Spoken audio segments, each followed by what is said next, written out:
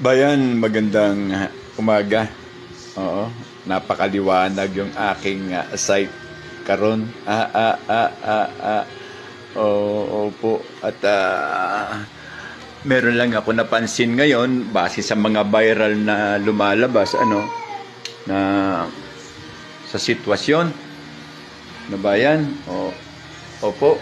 At ika nga isang patotoo na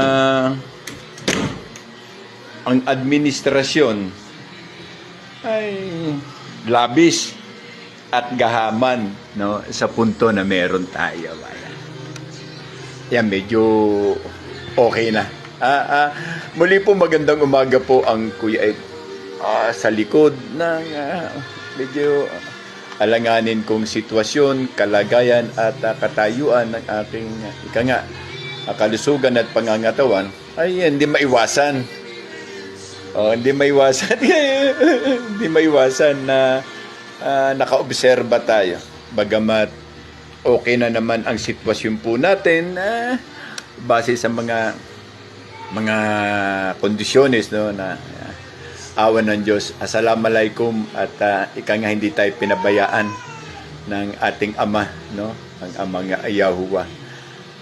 Ito po, yung akin pong content ayan tungkol sa BBM vlogger na grabe makasira, makapanira at kung ano-anong mga content ang kanyang ginawa upang masiraan lamang ang pamilyang Duterte. Na bigla na lang, accidentally, buti na lang, may mga scoop, may mga nag-iingat ng mga deliberasyon at statement na umiiral at patuloy na nagkakaroon ng consist basis tungkol sa kung ano yung ating mga pinopost dito sa social media. At nalaman din natin na ang rason pala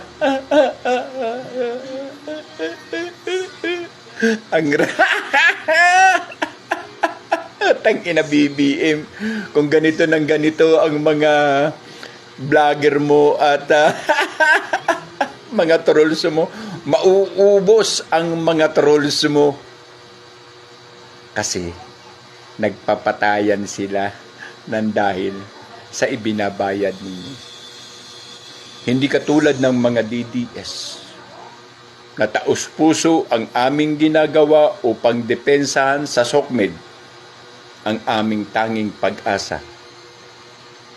na si Vice President Sara Siperman Duterte.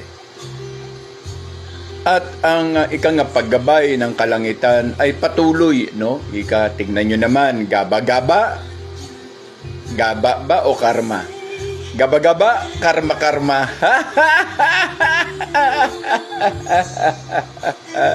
Tangina, anong pinagmamalaki mo ngayon?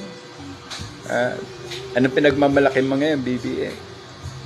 Ito, kung hindi lang gago at nababayaran ang NBI, ito huli na kung sino si Boss B.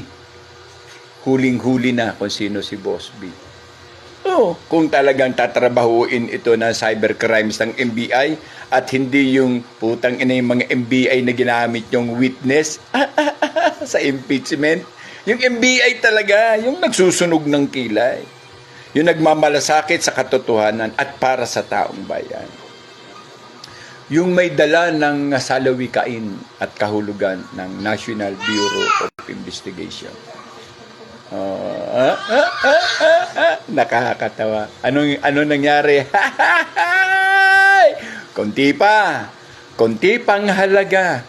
Hindi na pala kayo kailangan pang pagtuunan ng pansin. Dahil kayo na mismo ang nagpapatayan ng dahil sa salapi at pera. Gahaman kayo, pati na yung mga vlogger mo. Nakakahiya kayo. Wala lang nga kayong tibay, wala lang nga kayong katatagan dahil wala sa inyo ang punto ng katotohanan. Nagpapatayan pa kayo. Kung di ba naman kayong mga ulul Pera lang yan. At hindi yan pera ng boss nyo. Yan ay pera na galing sa kaban ng bayan na ninakaw ninyo. Kaya ang perang ninakaw na gagastusin sa anuman, buhay ang kapalit at kabayaran. So be it, onsihan pamor. Muli po ang Kuya Ed TV ay nag-iiwan po sa inyo ng isang pamagat at salita. Ang lupang dinilig ng luha at dugo. Papatay ito kapag nagka-onsihan kayo.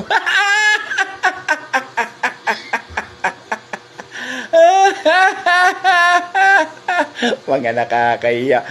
Wag niyong sabihin, DDS ang may kasalanan niya. Ang Kuya Ed po muli ay bumabati sa inyo. Medyo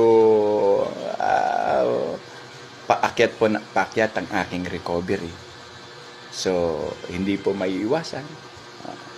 Babalik at babalik po tayo.